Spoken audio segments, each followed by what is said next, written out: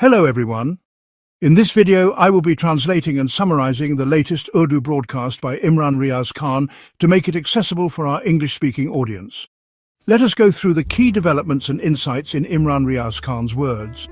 First of all, the meeting between the army chief and Donald Trump. We are doing this first vlog after that meeting. Donald Trump has spoken to the media and answered a question. And there are some news reports regarding the actual reason for the meeting between the army chief and Donald Trump. Look, in such meetings, the discussions that happen in closed rooms usually do not come out. When Donald Trump or America wants to talk openly, they call the press and the media representatives, and others are also present, so the conversations do come out.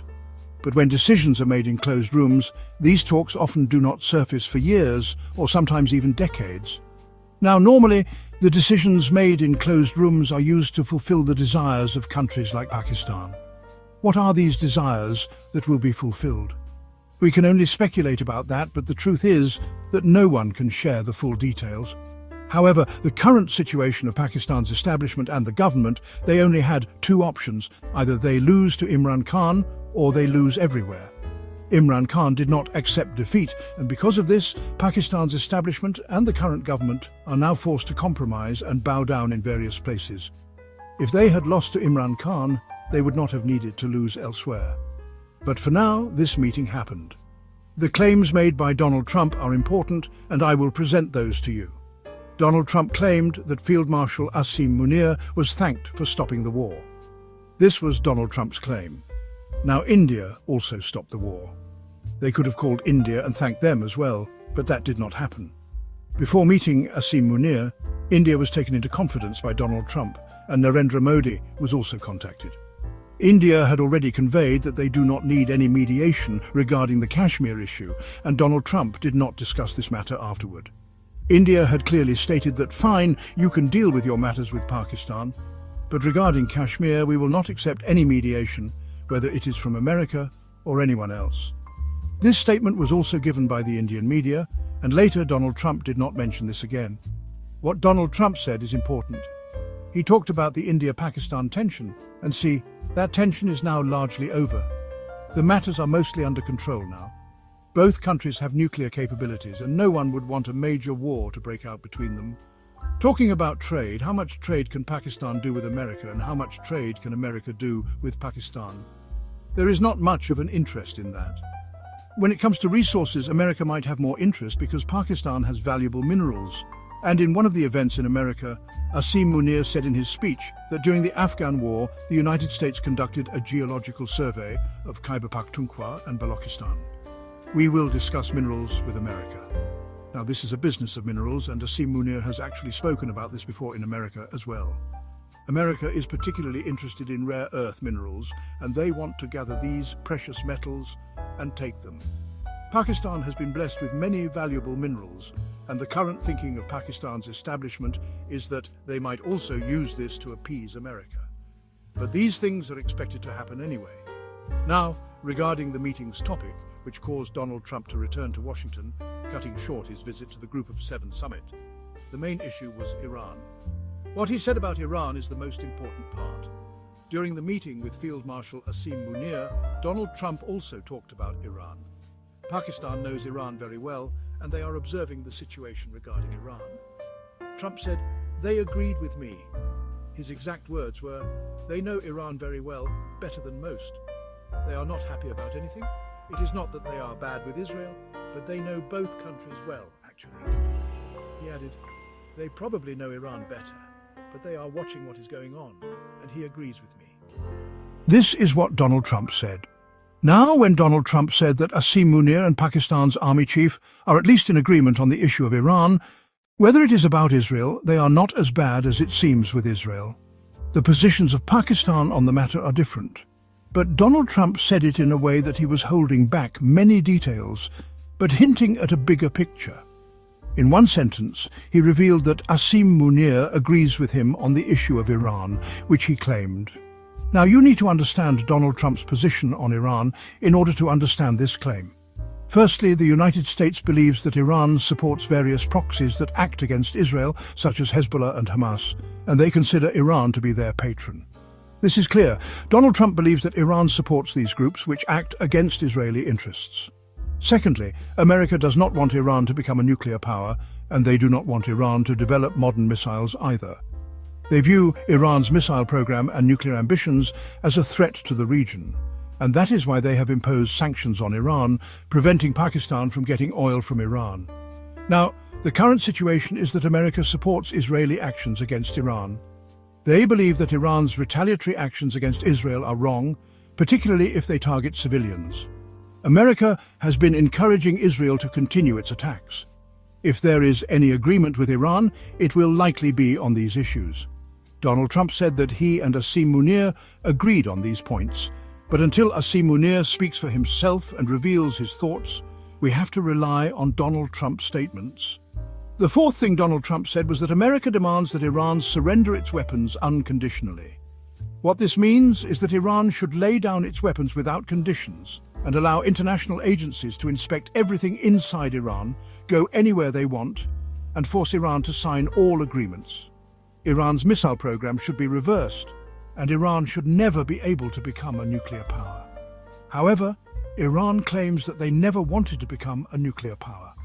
The CIA report of March 2025 claims that Iran is not seeking nuclear weapons, though they are working on various projects. But there is no indication that Iran is planning to build a nuclear bomb.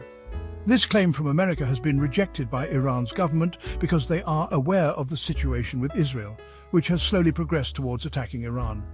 Now, America's demand is that Iran disarm unconditionally.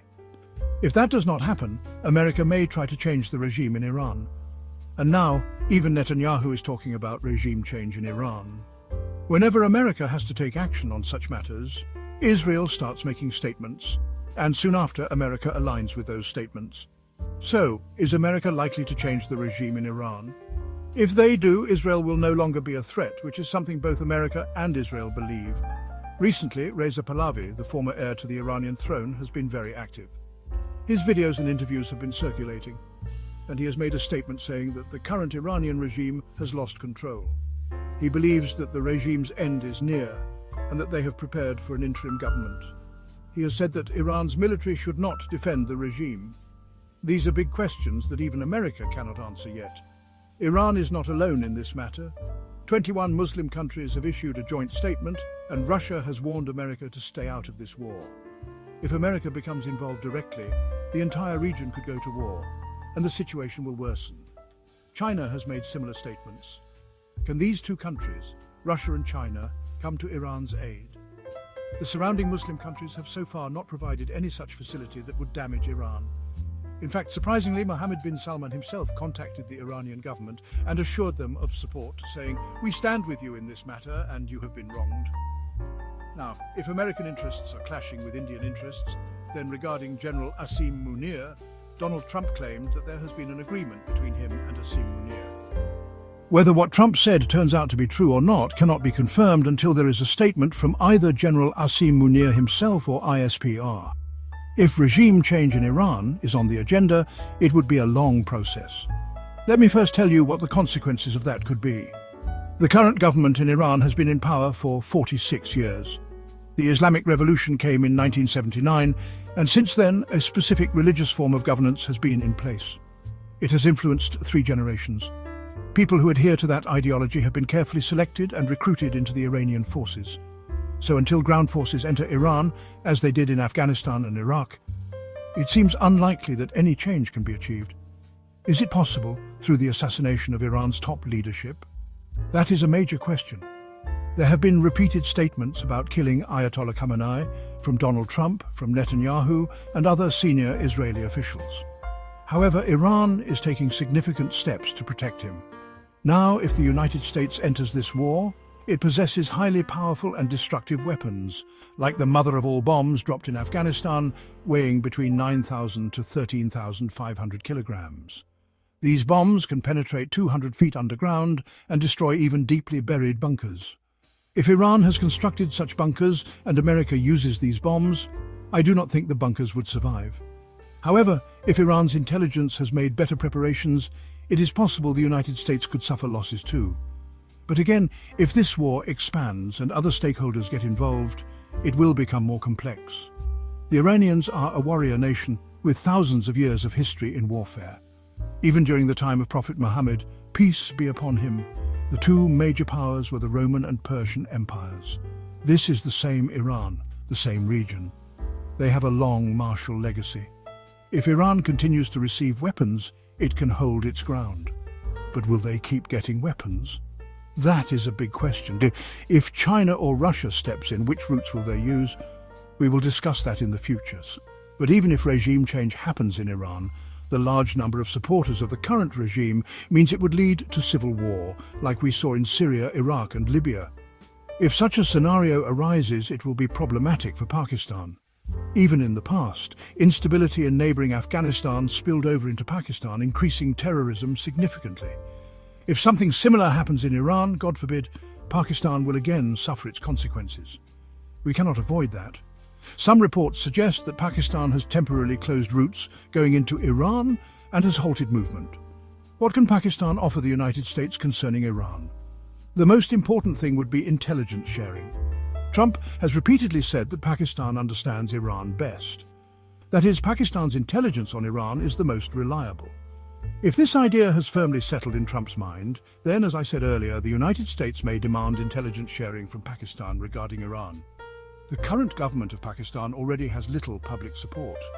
If they undertake such steps, their credibility could be entirely destroyed. But they know that public support will not bring them back to power for the next 10 years. Their return to power would require alignment with the establishment. And the establishment has already decided to keep global powers satisfied and not allow a genuinely public elected government to come to power in Pakistan, because the people have turned against the establishment. Therefore, the establishment would avoid any democratic government that could further damage its standing. Viewers, if the United States actually joins the war, although Donald Trump has not officially confirmed this, an American newspaper has claimed that Trump has ordered the military to be prepared and an attack on Iran could happen. A statement from the United States military spokesperson also said they are fully ready and are awaiting Trump's orders, whether for peace or war. If America joins the war, oil and gas prices in global markets will rise.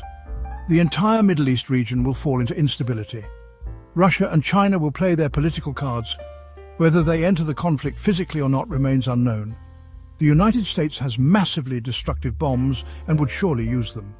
And just as an unstable Afghanistan hurt Pakistan, an unstable Iran could also damage Pakistan similarly. A major question remains, did Donald Trump say anything about Imran Khan? If he did, it has not come to light yet. There is no information available on that so far.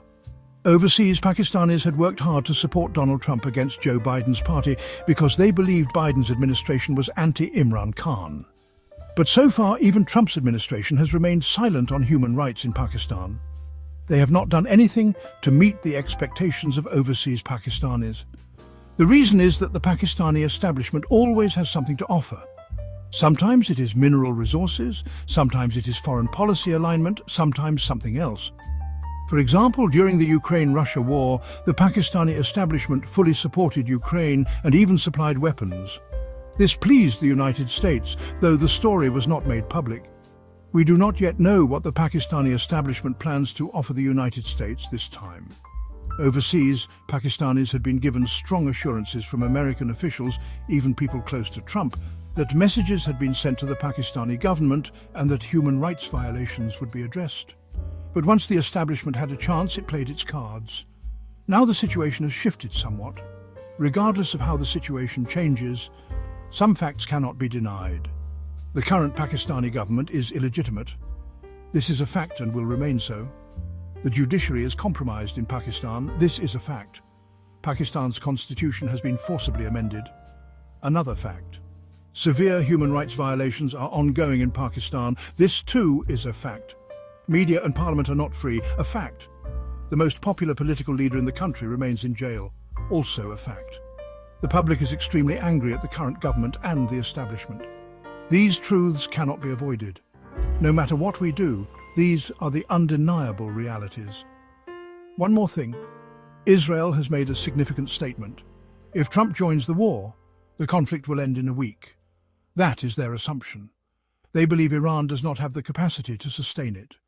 But Iran has already shocked the world with its missile attacks, repeatedly launching missiles into Israel and creating a situation never seen before. Israeli citizens are living under constant alarm, hiding in bunkers, some fleeing by sea or other means. It is a bizarre and new experience for Israel, perhaps because Iran's strength was underestimated.